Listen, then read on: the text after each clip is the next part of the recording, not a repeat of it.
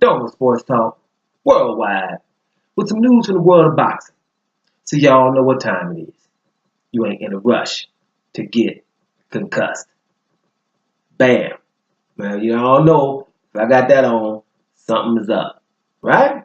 Now, I was about to talk about the fights on the weekend and talk about them all in one ball. We know Lomachenko had a fight. We know Kell Brook had a fight. Probably the most two significance. We'll get to them eventually. But something else came up, and it's more important than both of them fights. Right? More important. So we can focus. We're going to keep this short so you can focus on only this. Right?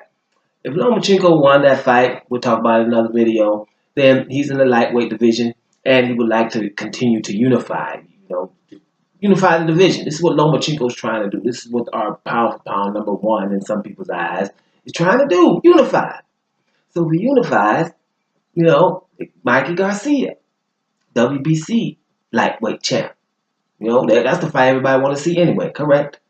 Well, Mikey Garcia is going up 2 weight classes, something awesome, to go up to fight Errol Spence, one in welterweight division, going from 135 division up to 147 to fight Errol Spence, and he ain't no small 147, and he's formidable.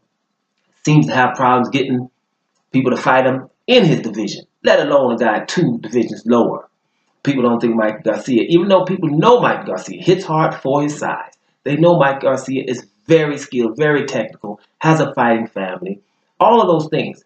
But normally when you get a big, a good fighter, small fighter, and a good big fighter, or excellent small fighter and an excellent bigger fighter, normally that bigger fighter was probably going to win at some point, right? So 2 weight divisions. Weight divisions are there for a reason. So 2 weight divisions, 12 pounds, is something that they don't feel that Mikey Garcia is going to overcome. He's not the best mover in the world. It's not like he's going to, be out moving this dude, right? So people are wondering how is he going to do that. But what's good and what's significant when somebody tries something this valiant is the sanctioning body, which is the WBC in this instance, says, hey, you go up there and handle that. When you get back, you'll still be champ here. We're not going to strip you of the title because you're going up there to fight a champ, fight someone who's very formidable in his division, respected, and that would be awesome. So we will represent you when you get here. You know what I'm saying? We ain't going to strip you or nothing. You here, you got your belt because we're proud of that. Right? That's what you normally would do. Bam. Anybody remember Taz? Right? Who I call Taz? Guillermo Rigondeaux. Okay? Guillermo Rigondeaux. Who's coming back soon, but it doesn't matter because the man's old. Cuban dude. And 122-pound division, 118 earlier. Couldn't get people to fight him. All the names running away from him, right? Going to different weight divisions to do so. That's why he's called Taz, because when the Tasmanian devil come, what happened? All of the animals scurry all over the place. And I'm talking lions, elephants, don't matter. They all running for Taz, right? And he's smaller than them, correct? That's what happens to the Tasmanian devil. That's what happens to Guillermo Rigondeaux. All the names around him, if it's called Frampton, Lee Selby, all that stuff over there on one side of the pond, the other side of the pond, Santa Cruz, Abner Mares, Nonito Donaire, all of them. All of them will tell you that they wasn't trying to, and most of them said it openly at the time, right? They wasn't trying to fight him. Moving away from 122 to go to 126 division, all those things. And IBF has him as a championship. He could not get any fights. Instead of forcing these people to fight, they try to do anything so he couldn't keep the title. All right? He couldn't keep the title. That Morris Flores decision thing was ridiculous.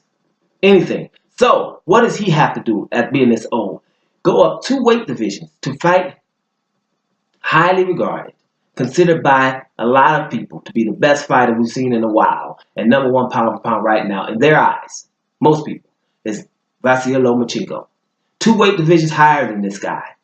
No one asked Lomachenko to meet this guy at a catch weight. Because why would you ask Lomachenko to do that for this guy? Well, this guy is a 2-time Olympian as well. Decorated Olympian as well. Ukraine handles their business in the Olympics, but so does Cuba. So they should both be respected.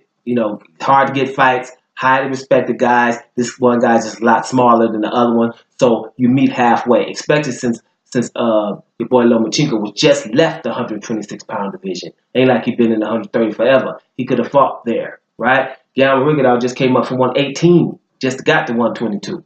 So, you know, dang, man, can we meet halfway? And didn't nobody ask him to. Nobody. It was never. Still to today, they probably mad at me for mentioning it. Why should he go way up there and fight somebody that much bigger than him that's so awesome? And then when he hurts his arm in the fight or whatever he hurt, people say he didn't. I'm supposed to fight this guy bigger than me and skilled, and I'm not 100%. Get the hell out of here, man. Why? To prove what? You know what I'm saying? Why y'all wouldn't ask him to come down here? No, that don't come in question. But here's what the point is, right? What is the WBC doing with Mikey Garcia right now? They're appreciating what he's doing, and they're, you know, basically saying, hey, we're proud of that. IBF strips Guillermo Rigondeaux.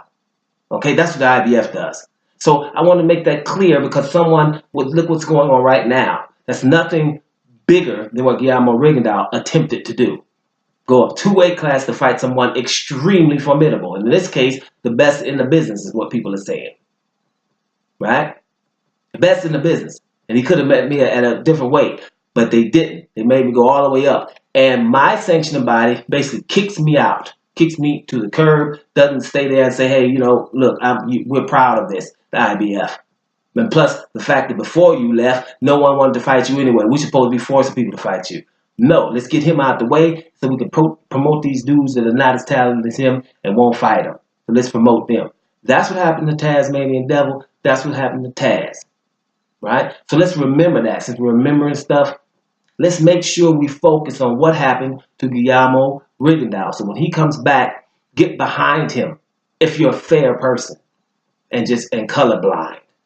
Get behind him because he's older than all these guys, and all these guys can fight each other for more lucrative fights without having to deal with him, similar to his big brother Louis the Real King Kong Ortiz, or the Candyman like I like to call him. These are the things that are happening. That's why, bam, let's focus. Mikey Garcia will have his belt if he loses to Errol Spence. But Taz, Guillermo Rigondeaux, didn't. IBF kicked him to the curb for going up there attempting to beat Vasily Lomachenko. What do you feel about that? Dome Sports Talk. Worldwide. I'm up out of here, y'all.